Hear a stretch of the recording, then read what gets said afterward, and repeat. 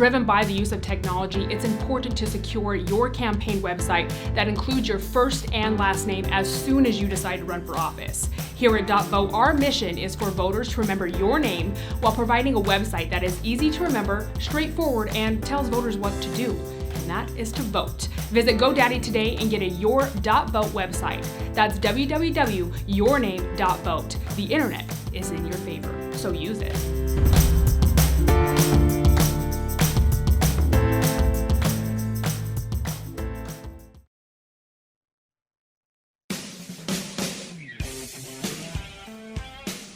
Welcome to another episode of Breaking Battlegrounds with your hosts Sam Stone and Chuck Warren. On the line with us today, our first guest, Tim Ballard. Tim is a former special agent for the Department of Homeland Security, where he was assigned to the Internet Crimes Against Children Task Force and was deployed as an undercover operative for the U.S. Child Sex Tourism Jump Team. While working for the government, Tim saw how much more needed to be done in the fight against child sex trafficking and exploitation across the world. In 2013, Tim and a team of former government operatives left the security of their careers to go about the work of rescuing children as a private foundation and created Operation Underground Railroad. Tim envisioned a team that could work in any jurisdiction and work with law enforcement to directly rescue children. That team exists today all over the world. Tim, thank you. Tim Ballard, thank you so much for joining us. Thank you for having me on. Appreciate it. Tim, our researchers came up with a stat that they gave to me, and they said that in the world of human trafficking, 1 in 10 are labor slaves. These are generally males, but 9 in 10 are sex slaves, which are primarily women. Do you ever feel like starting this that you're fighting a losing battle? Statistically speaking, if I'm being realistic, it can feel that way because the numbers are just insane. It's in excess of 27 million people altogether who are either slave labor, sex slaves, or organ harvesting victims. And at the same time, I don't feel like it's a losing battle because we've been blessed enough to help with the rescue of about, I think, over 6,000 now. I mean, the numbers grows constantly. We have operations going on all around the world. And, we've done operations where we end up just rescuing one. We think there might be more. And I always ask myself, would it all have been worth it if this is all we ever did, just this one? And of course, that's the value in our minds of every person. So in that way, if you look at it as individuals, that's 6,000 souls. That's, we would do it all for one. So then we feel like, we are winning, and we'll keep doing it. If only we rescue one more, we'll do it. Well, so tell us a little bit, and don't want you to give away any proprietary secrets or how you do this, but can you give our audience who may be unfamiliar with Operation Underground, what exactly you do to place people and get these perpetrators out of society, basically? So we are a private organization, so we don't have authority. So we're not a vigilante group or a rogue group. We work directly with law enforcement in various countries. We've worked in over 30 countries, and we always work hand in glove under the jurisdiction of law enforcement agencies. And we do things that they don't have the resources to do. For example, sometimes it's providing training. Sometimes it's providing equipment. We've built digital forensic labs, stationary labs, mobile labs. We've sent law enforcement around the world to training so they can learn how to infiltrate, whether in person or online, child trafficking rings. Oftentimes, these countries will ask us, because we're very experienced undercover operators. We have both federal and state former law enforcement, former undercover operators, and they'll ask us if we'll go undercover pretending to be Western sex tourists. That's so effective because the demand really does come from Western countries. The United States, for example, is generally the largest consumer of child exploitation material in the world. And so if we're in a foreign country and law enforcement asks us to go undercover pretending to be an American sex tourist, well, we will infiltrate that organization much quicker than they could without us, because we are what the traffickers are looking for. So really, we have a menu of every tool we know of, and if there's one we don't know of, we'll add that as well.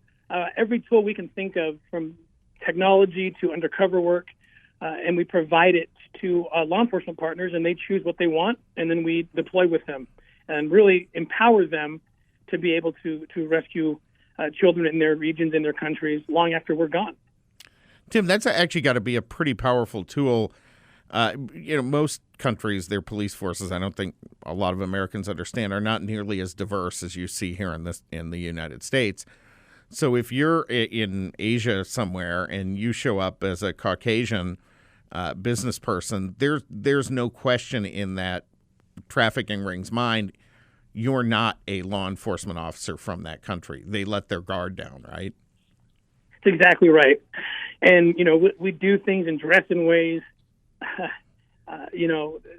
we'll even rent a presidential suite of a hotel or something if it calls for it, to put forward a production really that makes the bad guys put their guards down. And they're like, there's no way these guys are cops working in Mexico or in Thailand. There's no way. And then that's when they start bringing out their dirty business, right? That's when they start showing us the kids that they have been abusing for years. And really, it's sometimes it's the only way to be able to infiltrate. And we also target other Westerners, other Americans, right, who are putting their guards down big time in these developing countries. And that's good for our country, of course, because if they're hurting kids, in Thailand or one of these high trafficking areas, then of course they're threats to our kids back home. But like you pointed out, their guard is down in this developing country, and that's when we're going to get them. And by so doing, protecting our children at home. Tim, are these globe-spanning organizations, or do they work with other criminal organizations around the globe, for instance, to traffic people around different parts of the world?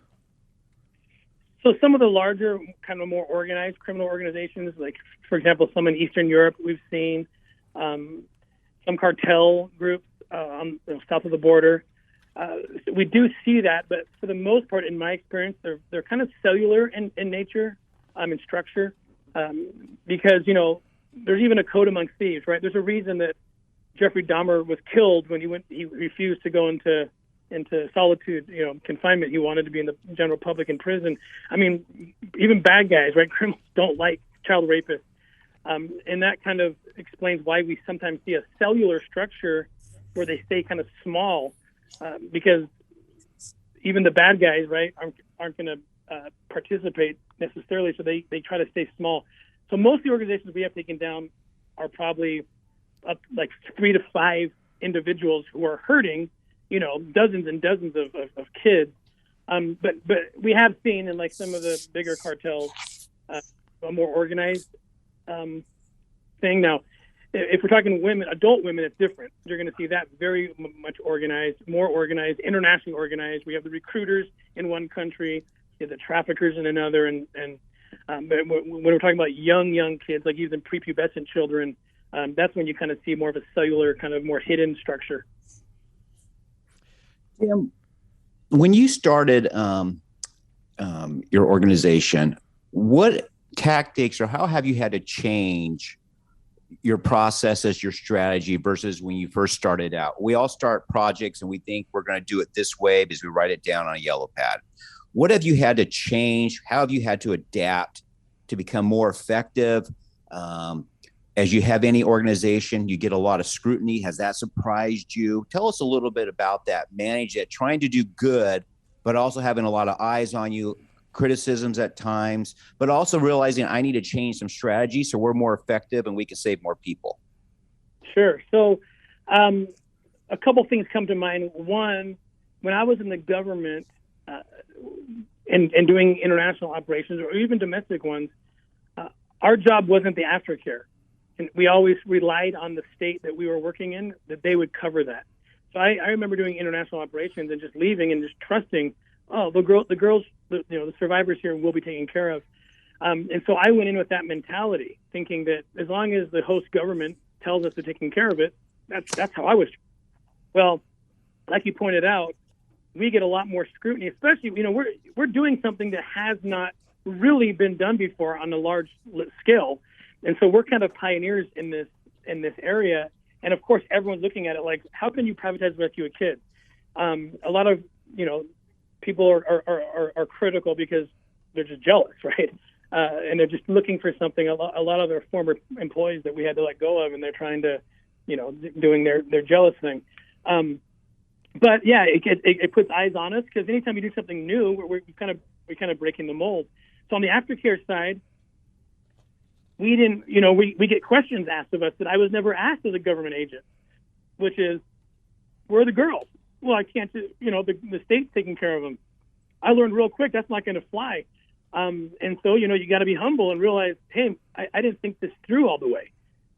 We need to have a better answer for our donors and for the public, like what happens to these girls. And so we start digging in. Luckily, this all happened in our first year in 2014.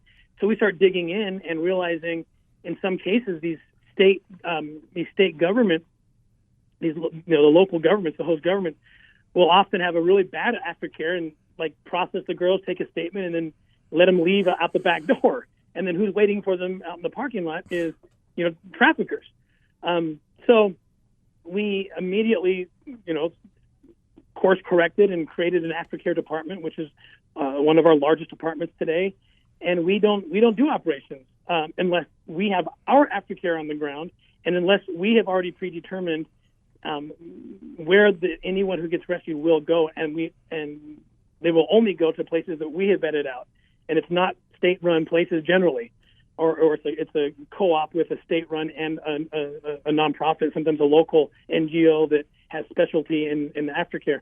So there's an example of something where we had to adjust, because we have like 2 employees, right? And I didn't have that aftercare understanding, and so we had to grow that, and we have done that. The other thing that I recognized was so important is to film everything for several reasons. One, we come back and tell these stories that are real, and they sound sensational to people. And there's no way that this is happening. There's no way that this many kids are being hurt and this and that. And so luckily we can come back and say, no, it is happening, and here's the video footage to prove it. Also, we recognize one lesson we learned early on was that's also at least partially resolved through telling the stories, is that a lot of law enforcement agencies kind of following the lead of their culture, which is in denial that this could be happening. And so I've been to places where law enforcement had no idea how bad the problem was. We helped show them, and then together we made these rescue operations. They want Tim, let me cut you off here because we got to go to break in about 30 seconds. But folks, stay in touch with Operation Underground Railroad, and we wanted to alert you an event they have coming up, an awareness and education event in Scottsdale, December 3rd, Rise Together, an Evening of Hope. Go to ourrescue.org/Rise Together for tickets and more information. We'll have more on that and more with Tim Ballard when Breaking Battlegrounds comes back in just a moment.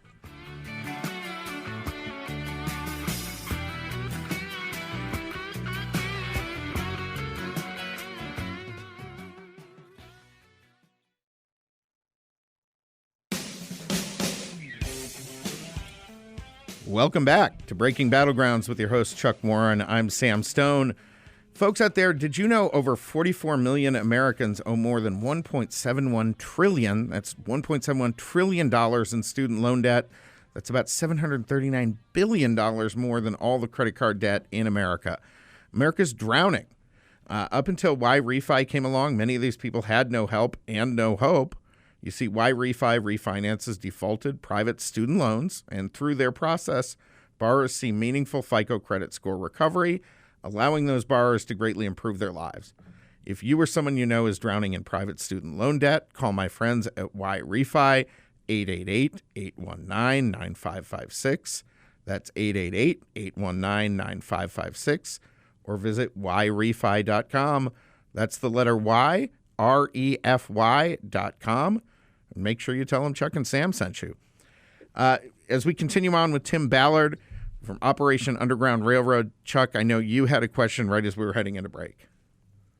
Tim, you mentioned that people are in denial about this, and it's because I think if you're a normal human being, you can't imagine somebody doing this to a child. right? It's vile, it's evil, it's just plain disgusting. How much of denial is still a factor as you deal with law enforcement agencies and donors even?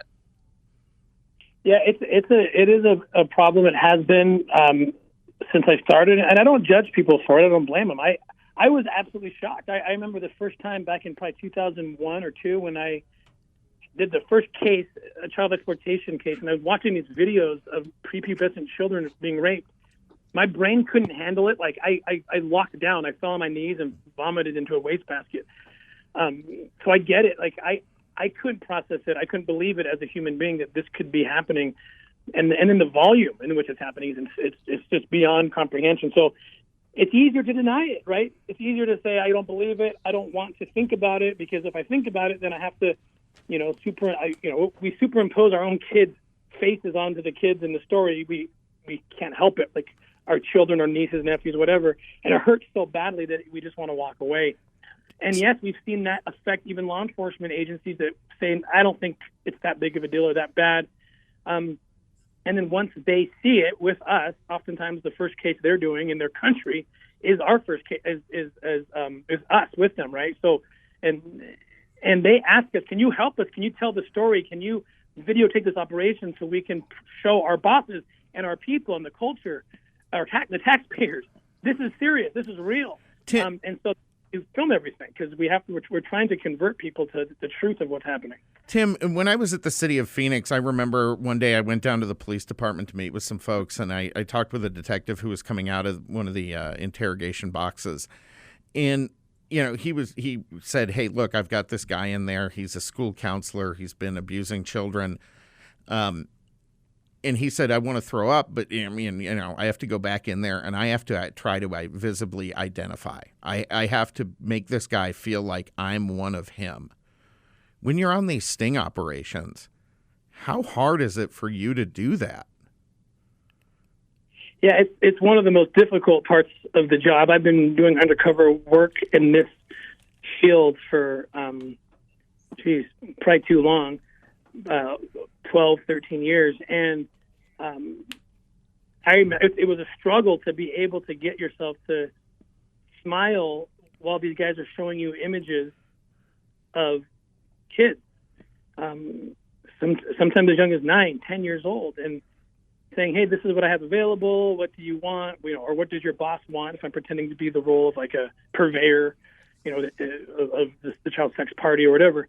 Oh my gosh, your stomach's churning, right? And you want to reach across and rip the guy's neck off, but you have to smile and hug the guy and act like you're buddies and, she's beautiful. That nothing but experience, I think, can get you there, and you learn really quick whether you can do it or not. That has to be just soul crushing. Absolutely soul crushing. And that where the pressure comes in, if you mess up or start sweating or start getting pissed visibly, you could lose the case and lose the child. If the bad guy suspects you're not who you say you are, then the kid doesn't get rescued. So it is a pressure cooker for sure when you're sitting in this environment. Tim, let me ask you a personal question. You first time you did this, you went and threw up. It's anguish. I am sure there's many times you want to strangle these vile individuals. How do you handle the mental anguish of this job? How do you go? I'm sure you have a family. How do you handle this mentally? How do you do it to protect your soul and heart from just not becoming just so cynical about the world and just throwing your hands up in the air? What do you do?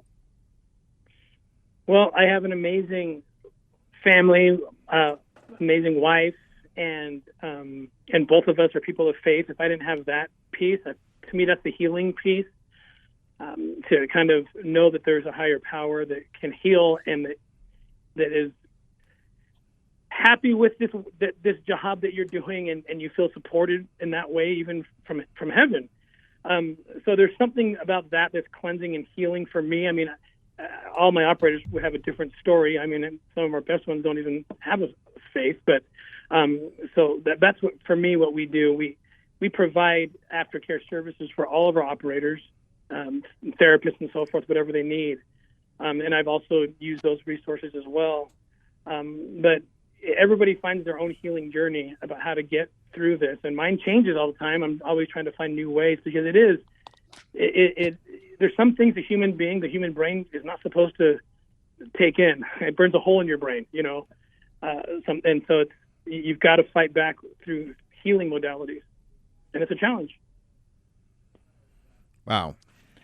Tim, two things going on in the world right now that are obviously driving a lot of what's going on with human trafficking and human sex trafficking. One is the open border in the U.S., the southern border, and two is the Ukraine crisis and the Ukraine war. We have just a couple of minutes, but when we come back, I want to kind of address how those two things are affecting you and what you're seeing in your organization. But before we do, tell folks again, if you can, about this Rise Together, an Evening of Hope, and how they can get tickets and help support what you guys are doing. Yeah, excellent. Thank you. Yes, in Scottsdale, Arizona, Rise Together, an Evening of Hope. This is on December 3rd. I'm excited. I'll be speaking there. We have actress Marisol Nichols as the master of ceremonies. The Plain White Tees will be the musical guest, and we're going to talk about what's going on and educate people about human trafficking, both at home and abroad. It's happening here, and we can talk later about that as well, how it's happening in our own country and what can be done about it. So we're excited to raise awareness and bring people to a place where they can have answers to how they can fight and keep their kids safe. And can people go on your website there and donate and contribute to you also if they're not able to attend this event? Absolutely. O.U.R rescue.org. You can donate there. You can buy tickets. Just hashtag Rise Together after O.U.R rescue.org if someone wants to come to the event on December 3rd. Fantastic, Tim. Thank you so much. We're going to bring you back for one more segment coming up here in just a moment. When Breaking Battlegrounds comes back, we're going to have more with Tim Ballard, Operation Underground Railroad. Chuck, this is I can't tell you how much I admire what these guys do, because it's absolutely incredible, the position they put themselves in, the pain that they have to go through. And we're gonna hear more about it when we come back in just a moment.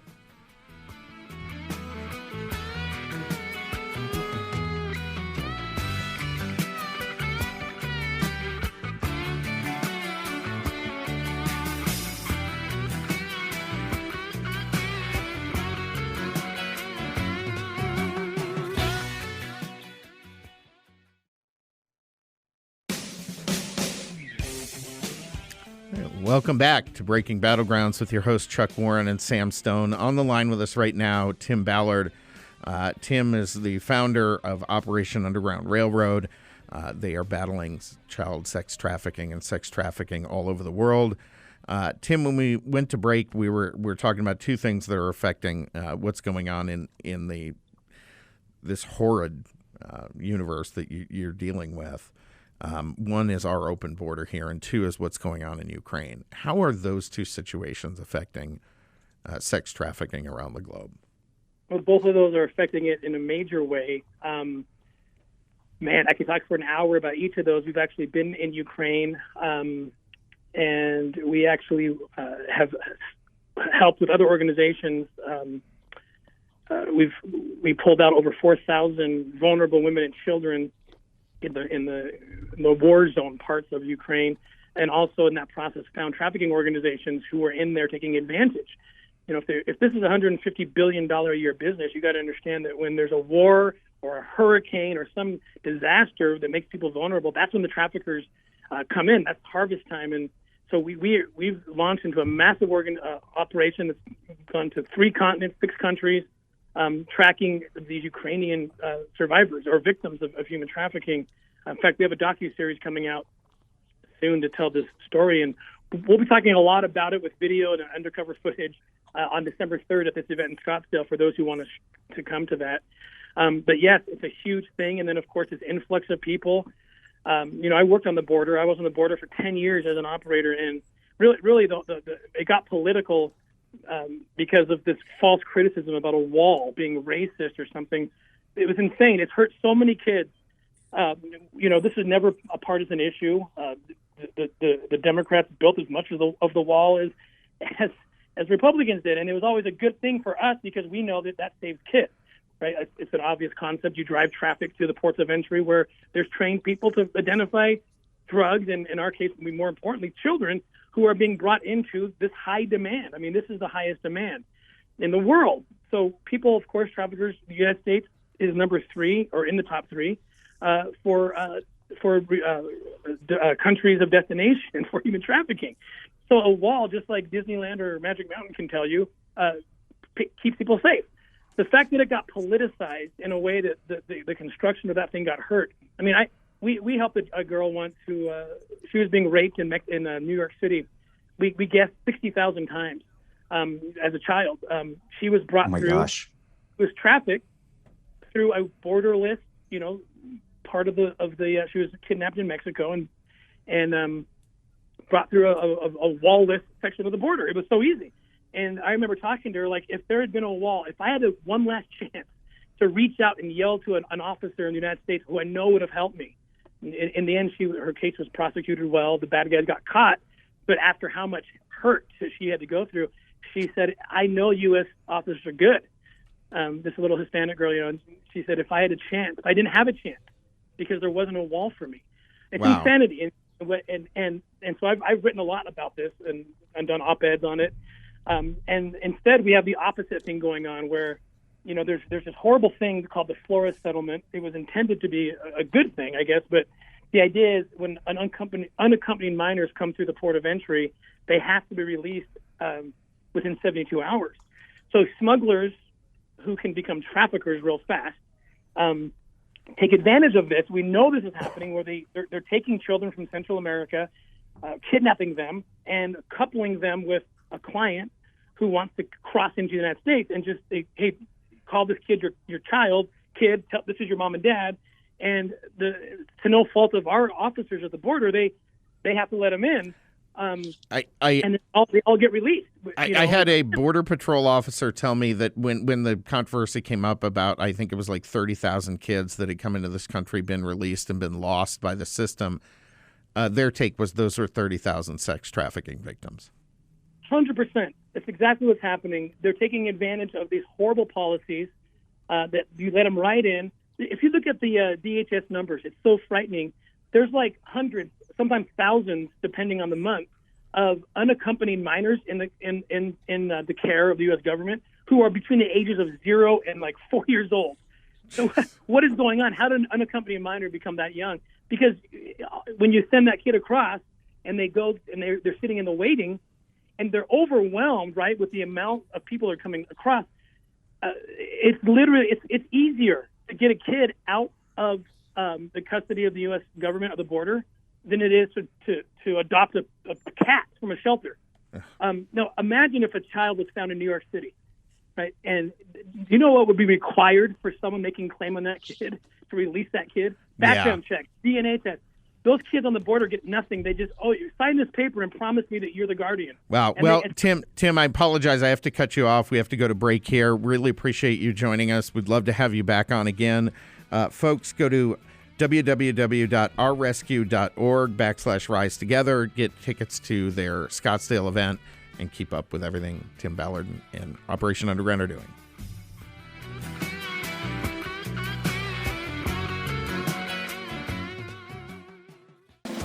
"2020 sure was a fun political year, wasn't it? Well, if you're up for the challenge of taking on the political field in 2022, then you can get a head start on all your opponents by going to GoDaddy.com and securing a .vote web address with your first and last name. Get started today before any of your competitors do.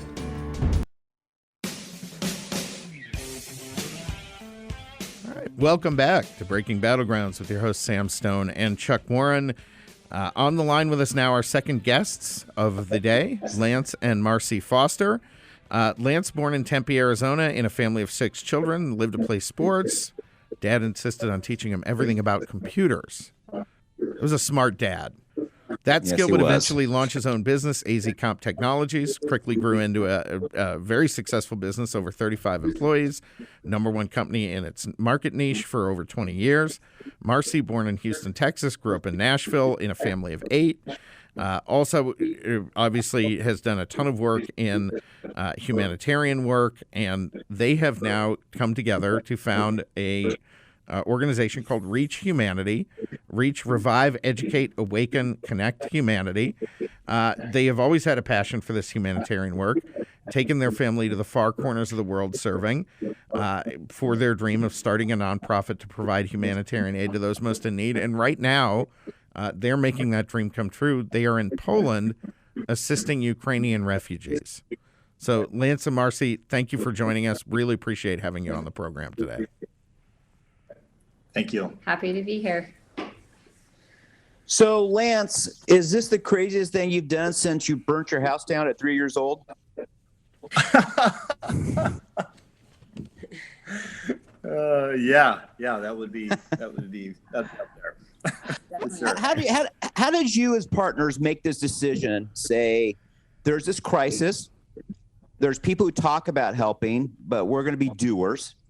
We're going to sell our house, pick up the kids, leave the warm confines of Arizona, and move to Poland and help these refugees who are distraught. They've lost their homes, they've lost loved ones, they've lost their jobs. Tell us about it. Yeah, I don't think it ever starts off you're just going to completely jump off a cliff. I think we all look over the edge first, and part of looking over the edge was simply changing a trip that we were going to go to Costa Rica for spring break and having the feeling that maybe we should go to Poland and help out. That was the first cliff, right? That was the first, hey, let's just sacrifice a spring break trip. And so we did that. We got here, and from the news, looking at everything, my family, my brother's thinking, what are you going to do? How do you know you can help and this and that? And I said, well, I can see on the news, there's people wearing yellow vests and they have these badges. I'm going to make up a badge. I'm going to put a yellow vest on. I'm going to pretend like I'm a volunteer and I'm just going to volunteer. They won't know the difference, And that's how it started. And that totally was true. It was just completely rogue as far as everybody helping from all over the world. And it was just totally crazy and chaotic. And it was crazy. It was crazy. No doubt about it. I ended up renting 2 vans, and my son drove one of them. I drove one, and we ended up just transporting was the biggest thing in the beginning. But you can't believe how things change and continue to change for these people, because what started off as just, hey, they needed rides because there wasn't enough of the public system to support them, to it just now it's it's a little bit chaotic in Poland because there's too many refugees in one spot, and Poland can't take care of them. And so they're kind of closing centers, and there's just 400 people now without a home, and now we got to find places for them. How many Ukrainians have fled to Poland? Do you know that number? There's from what I've seen, there's over a couple million still in Poland. But wow. there's many more million than that who've come through Poland, but there are several million still here. To put and that if you look at the other countries, yeah. Well, to put that in perspective, Poland's population is smaller than that of Texas, right? I think there's 39 million. Okay, so it's 50% larger than Texas. It's about the size of California. If you think about California having millions of refugees. It's still, yeah. And it started off bigger numbers, and they've kind of passed through. But, for the most part, there's just it's a huge burden. And the humanitarian has kind of worn off a little bit. Some of the great things we've seen with the Polish government and the Polish people who've been phenomenal. But World Food Kitchen was everywhere, and you just start seeing them just one by one just sort of disappear. Now, I don't think there's one in our city anymore. And so just like their free food, in other words, is gone. And so, and they're not getting the substantial enough money from the government anymore to be able to take care of themselves. Yeah, it's certainly not a cause célèbre that it was a few months ago. Marcee, tell us about the refugees come across. Tell us a minute here about the refugees. Now, Marcee, we can go with you. Tell us about the refugees. Tell us some of the stories, what you've seen, and how are you and a family handling that when you're just seeing the worst of humanity and you're trying to help people get back on their feet? So in the beginning, it was like Lance mentioned, it was a total crisis. The need was so dire. And when we first got here, it's really hard to express in words the feelings that you had for the desperation, the pain, honestly, that you would see in these people's eyes. Most of them are women and children. There are some old men as well that will cross because, they're over the 60. But they are, just deer in the headlights, no idea. They just left their husbands behind, their families behind, their homes. And a lot of times, so many that we've come across, they've been hiding out in basements or bomb shelters for weeks. It took them weeks to get to the border. Those were the things that we were dealing with in the beginning. And the crazy thing is you come across, a lot of people that you would think would be just so angry, right? Like they have lost their home and everything they have. And you would think that they would be angry. They would be, just broken people. And we do find that for sure. But honestly, what I'm most surprised by more than anything is the dignity and the strength that we've encountered in these women and the resolve that they have to take care of their children and to, do their part to help their family and to pave their way in a new land where they don't speak the language and where they don't have any idea sometimes how they're going to pay for, their kids' clothes. It's about to be winter and they don't know how they're going to pay for that. So we have a lot of people, that we came across. There was this one woman. We have a contact who helps us. He was a volunteer for the government. And so he worked closely with a lot of refugees and he would kind of vet for us the people that were in actual true need. And he brought us this one woman and she had just come across with her daughter and her niece. And her husband, they lived in a remote town in Ukraine, and the Russians came in and, were just taking over and they were pushing the men out and, trying to occupy the territory. And even for the civilians, they, demanded all the men to leave. And her husband wouldn't leave, it was his home and he just took a stance and he wouldn't leave. And so he was executed. And we met them very soon after this had taken place. And for us, it's hard to imagine what that means for somebody. Like it's so untouchable because we've never experienced anything close to that in our country. So, that's somebody I come in contact with and they come across with nothing. And the fact that they have no clothes except the clothes on their back and what little money they had is now worth next to nothing. Those things to them don't even matter because of the trauma that they've just been through. So we take them shopping. We just try to show them love and compassion and that there's still people in the world that care and that they're not forgotten and that even though they're just one of millions of people coming through, that they matter to somebody.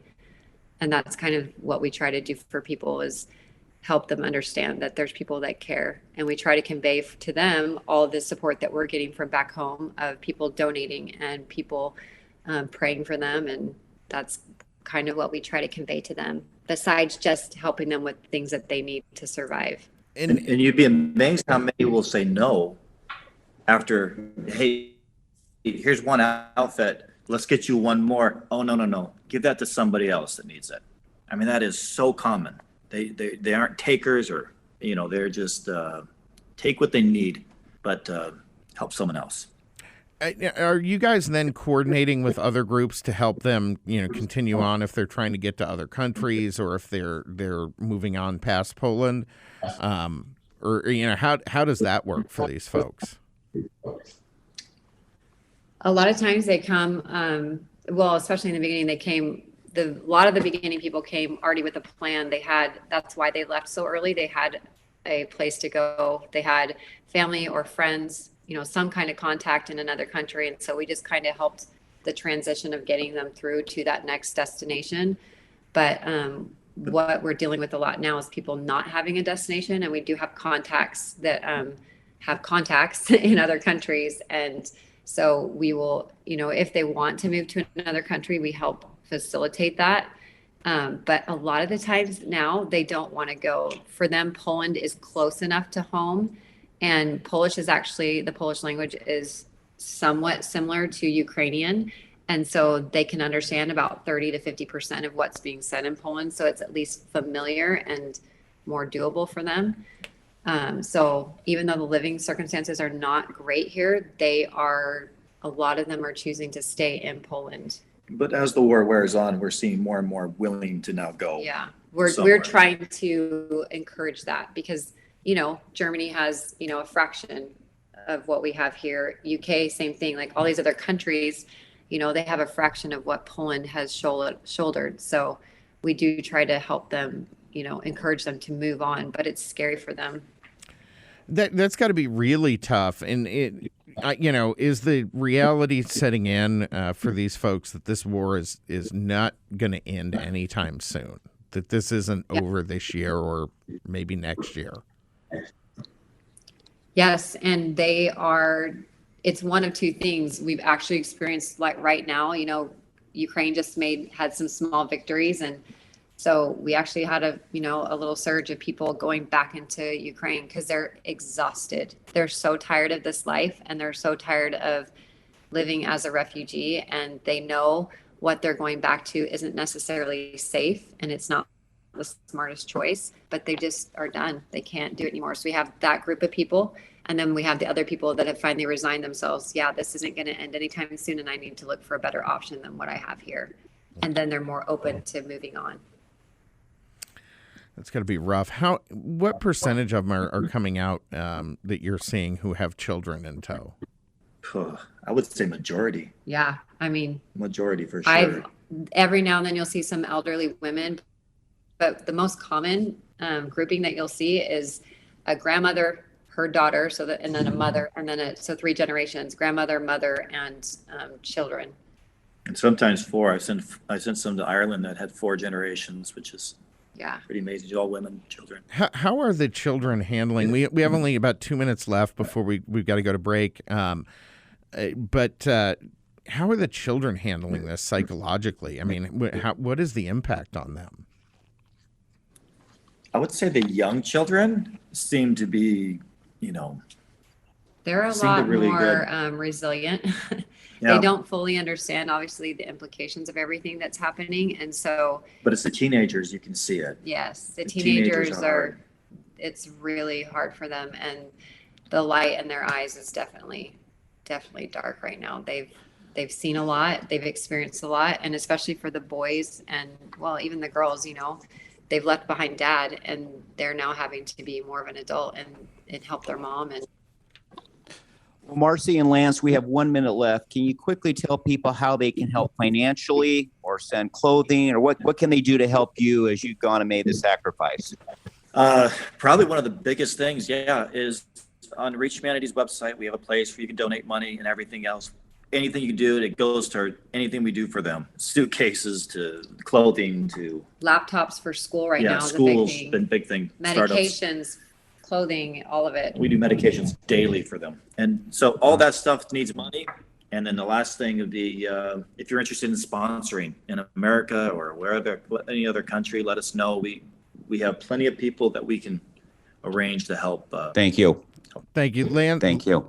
Lance and Marcee Foster, reachhumanity.com. Folks, you can go on that website right now and help contribute to what they're doing.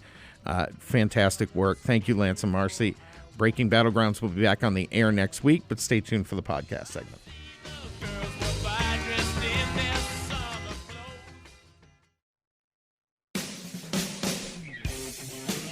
Welcome to the podcast-only segment of Breaking Battlegrounds with your hosts Chuck Warren and Sam Stone. Folks, if you're downloading this, be sure to subscribe so you make sure you don't miss any of our episodes or our upcoming guests.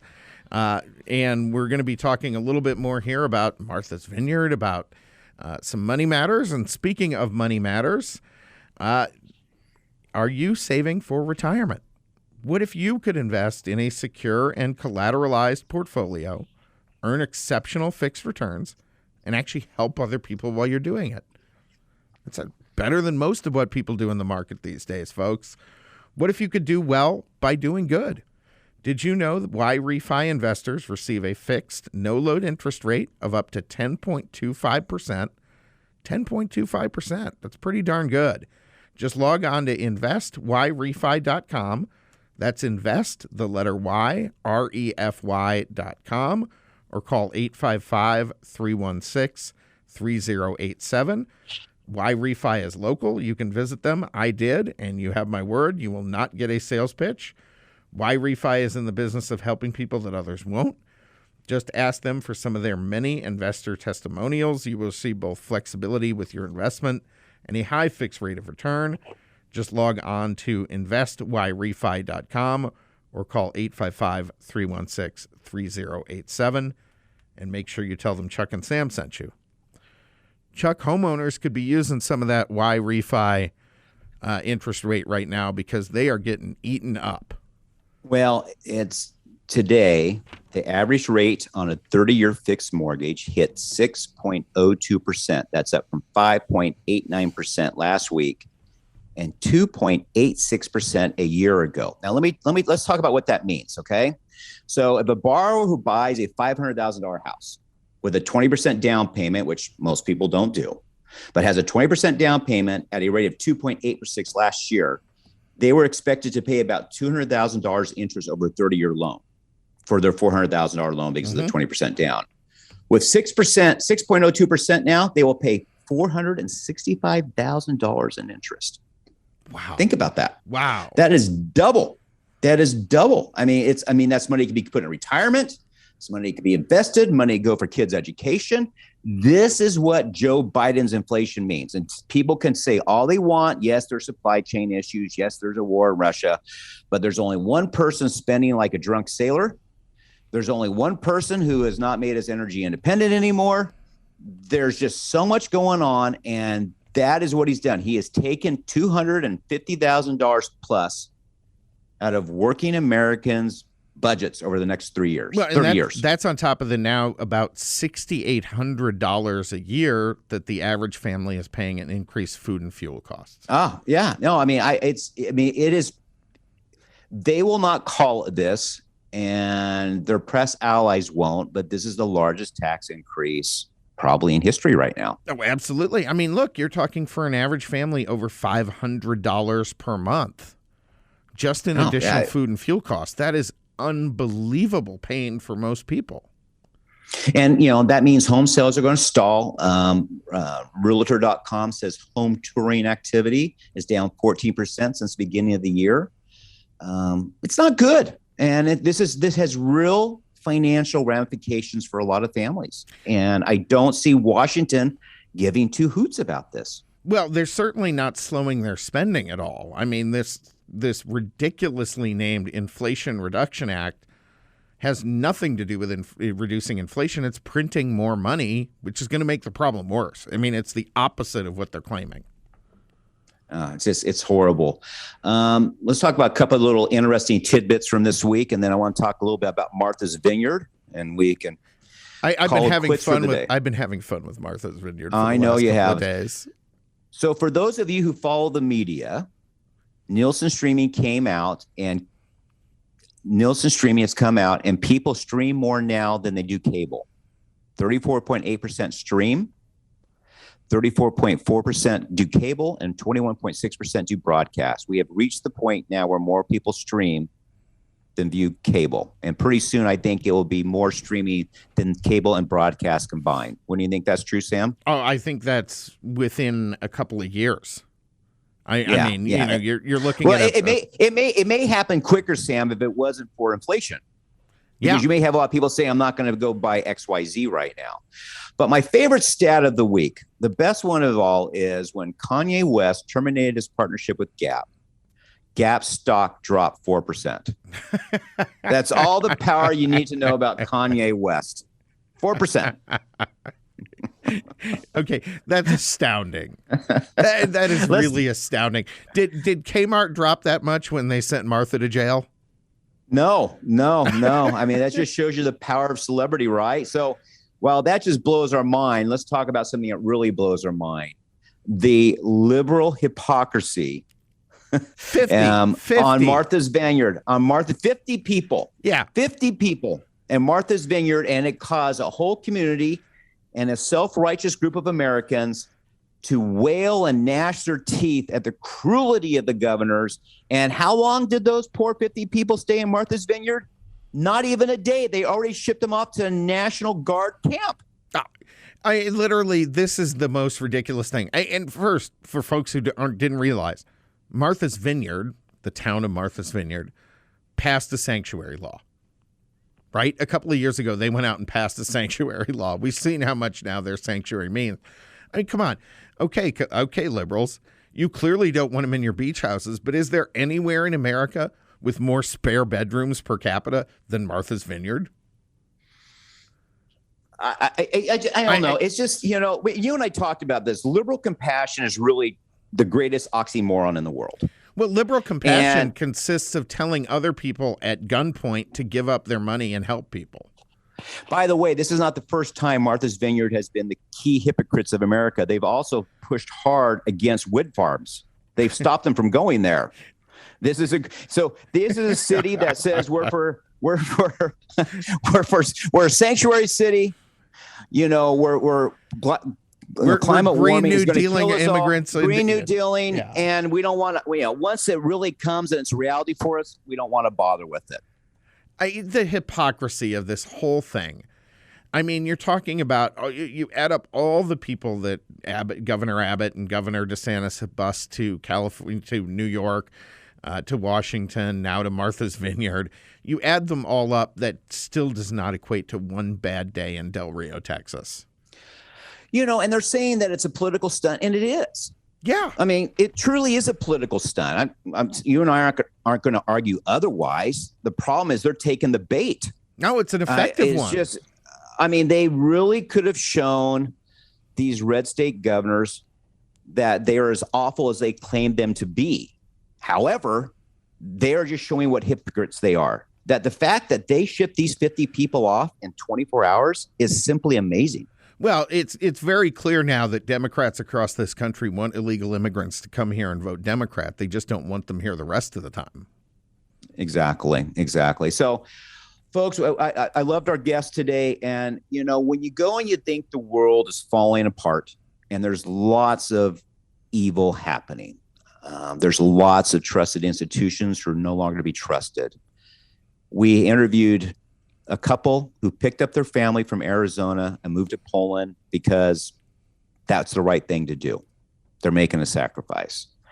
We talked to Tim Ballard, who it's probably not a question for the radio, but I do want to know more how he handles that job mentally and for his soul, because I couldn't do it, Sam. No, I couldn't either, Chuck. And I went back to and I brought up the story about having a conversation with a police detective who was just sickened that he was having to go in and interview a suspect, who had molested children, and having to identify with him. That guy had to do that one day. He deals with a lot of other crimes too. This guy is out there dealing with this every single day. 2 decades. I really don't know. I really don't know. It takes a very unique and special person to be doing this good fight day in and day out and not let it cripple you or your relationships with those you love. Well, or your view of the world. Yeah. I mean, how do you maintain a positive outlook on this world that we live in when that's the life you deal with every day? I don't know. It's just depressing that so much of it goes on. I just want to close with one note here on our podcast. As those of you who follow sports know, those of you who don't may not know, Roger Federer, one of the greatest tennis players ever, announced his retirement this week. And I read a biography on Roger, and it was quite impressive. And the author of that book did an op-ed in the New York Times. And I remember this line stuck out to me in the book. I actually underlined it, and he brought it up again in this op-ed. And they said, the reason Roger Federer is so interesting is because he's so interested. They said, when you're with him, he was always interested in that human being. He lived in that moment. He practiced a stillness to be there. And it's really a good lesson for all of us. And that line just stuck with me. The reason Roger is so interesting is because he's so interested. Oh, I love that. And I think if all of us, right and left, would be a little more interested we probably have a better world. Absolutely, without a doubt. I think people are far too caught up in themselves. Absolutely. Folks, this is Breaking Battlegrounds. Thanks for joining us. If you missed the show live, join us on the podcast. Have a great weekend.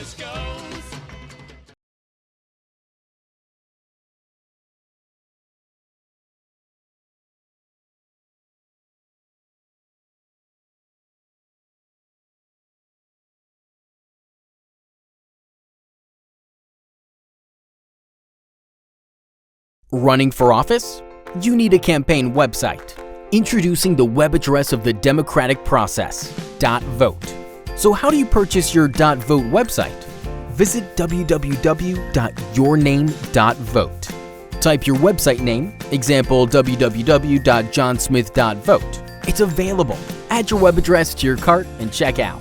Once checked out and have received confirmation, you may begin to create and utilize your website to connect and engage voters. To learn more, visit get.vote. Happy campaigning!